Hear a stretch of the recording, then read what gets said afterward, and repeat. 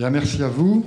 Alors, avant de laisser à Quentin Amalou la lourde tâche de synthétiser et de conclure un après-midi d'échange aussi riche que ceux qu'on a eu, juste vous dire que sitôt après, vous êtes invité à traverser la rue, hein, c'est un petit peu à la mode.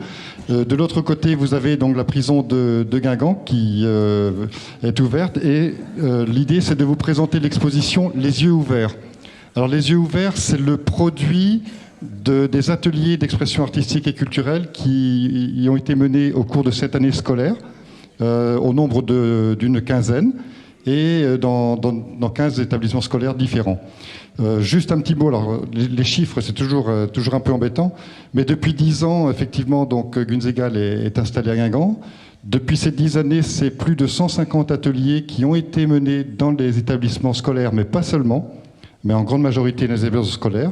3800 bénéficiaires de ces ateliers, 4500 heures d'intervention, excusez-moi des chiffres, et 30 artistes intervenants. Donc le travail de cette année, vous êtes invités à le découvrir tous ensemble tout à l'heure, et ça permettra de continuer aussi les échanges de cet après-midi. Alors on a beaucoup parlé de transmission cet après-midi. Vous pourrez continuer à travailler sur cette question des transmissions lors d'une journée d'études qui est organisée par le PREAC, Pôle de ressources pour l'éducation artistique et culturelle en art contemporain. Cette journée aura lieu au Champ Libre à Rennes le vendredi 22 novembre et aura pour thème les mises en récit comme forme de transmission. Et s'il vous reste un petit peu de temps, ce même 22 novembre, vous êtes tous invités au vernissage de la future exposition de Gunzegal, Contrôle plus Z, qui aura lieu à 18h ce jour-là. Donc, la conclusion. Conclusion provisoire, si j'ai bien compris, parce que a priori, il y a des... Oui, celui-là, il marche. Bonjour. Donc, oui, c'est à moi, c'est la lourde tâche de conclure, mais c'est plus une synthèse et je vais essayer de faire vite parce que il est déjà un peu tard. Je suis effectivement chercheur à l'Université d'Avignon, mais je suis aussi, depuis le début du mois d'octobre, chargé de mission à la DAC avec David Guillaume et Christian Goubin.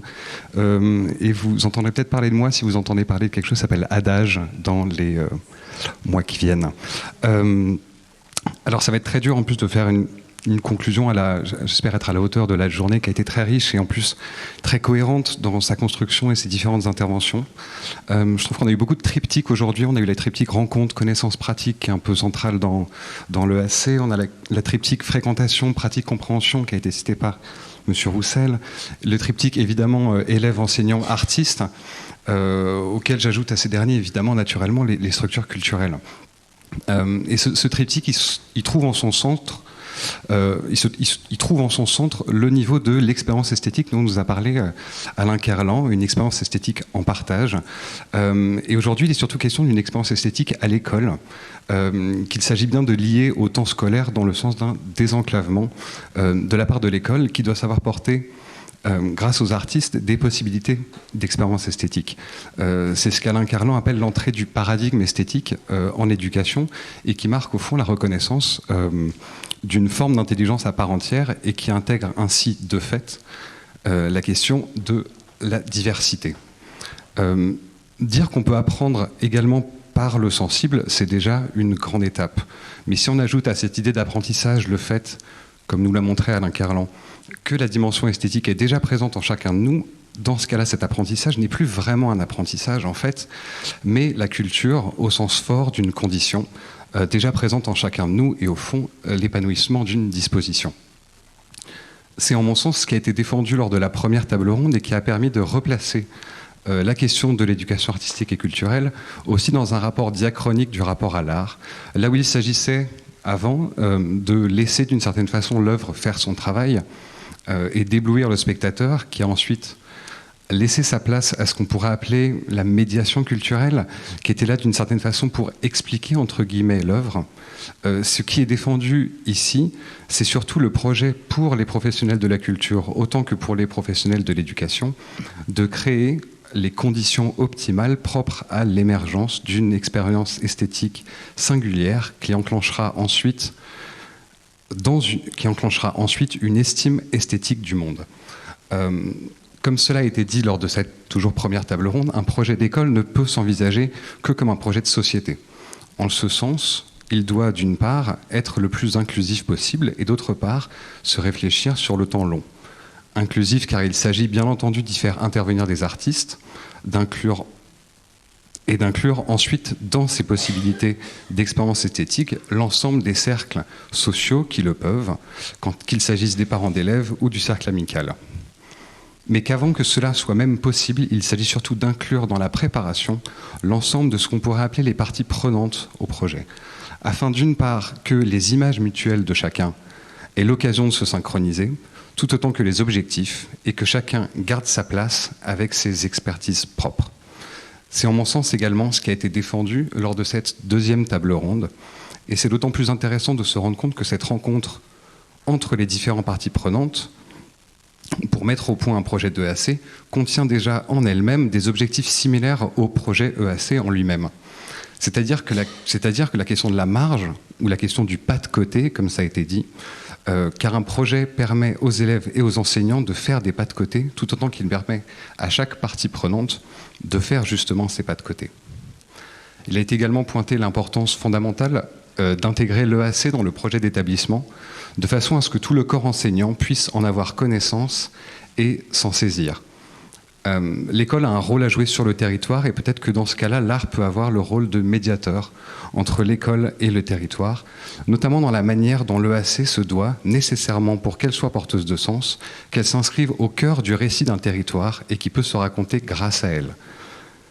J'en profite d'ailleurs sur cette question du récit pour signaler, je crois, la rencontre du Préac du 22 novembre sur la question justement des modes de récit comme transmission et qui, j'imagine, va faire écho à la rencontre d'aujourd'hui. Alors je voudrais finir cette synthèse par ce qui m'a paru comme central aujourd'hui, c'était la parole des élèves. Tout d'abord car la question s'est posée cet après-midi de l'évaluation de l'EAC. Et le sociologue Jean-Louis Fabiani disait que si l'on a aujourd'hui les moyens de procéder à des analyses très convaincantes des modes de production des œuvres, la question bien plus complexe de leur appropriation successive par des publics hétérogènes a laissé de côté la question essentielle de la nature de l'expérience esthétique. Et c'est ce qui apparaît ici, que cette expérience esthétique qui permet justement de comprendre plus précisément la question de cette évaluation qui permet justement de comprendre plus précisément la question de l'expérience esthétique ne peut s'envisager sans la parole même des élèves pour comprendre de manière qualitative précisément ce qui se joue à partir de l'expérience des élèves et non seulement à partir des attentes pédagogiques ou même des attentes d'adultes car nous ne pouvons pas être à la place de ces élèves. Et deuxièmement, il m'est apparu intéressant que chez ces élèves soit plusieurs fois revenue la question de la timidité et du dépassement de cette timidité au travers de la prise de parole enclenchée justement par une action d'EAC.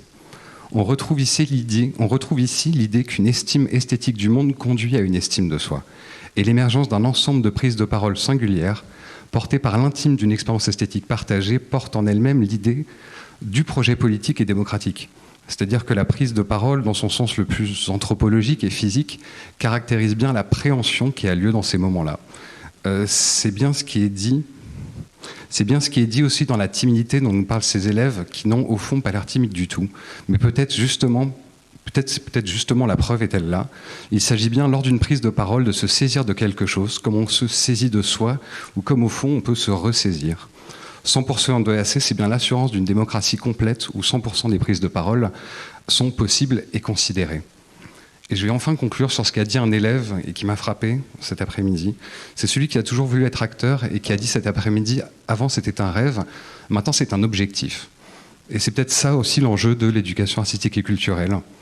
Il y a un très joli livre du philosophe David Lapoujade qui s'appelle « Les existences moindres » et qui parle de ces potentialités virtuelles de nous-mêmes qui existent dans leur propre dimension comme s'il n'y avait pas assez de place pour elles dans le réel. Et David Lapoujade nous parle justement de toutes les armes qu'il est possible de développer pour défendre nos existences moindres et leur donner un droit au réel. Passer du rêve à l'objectif, ça me paraît en ce sens un joli programme politique et artistique. Je vous remercie.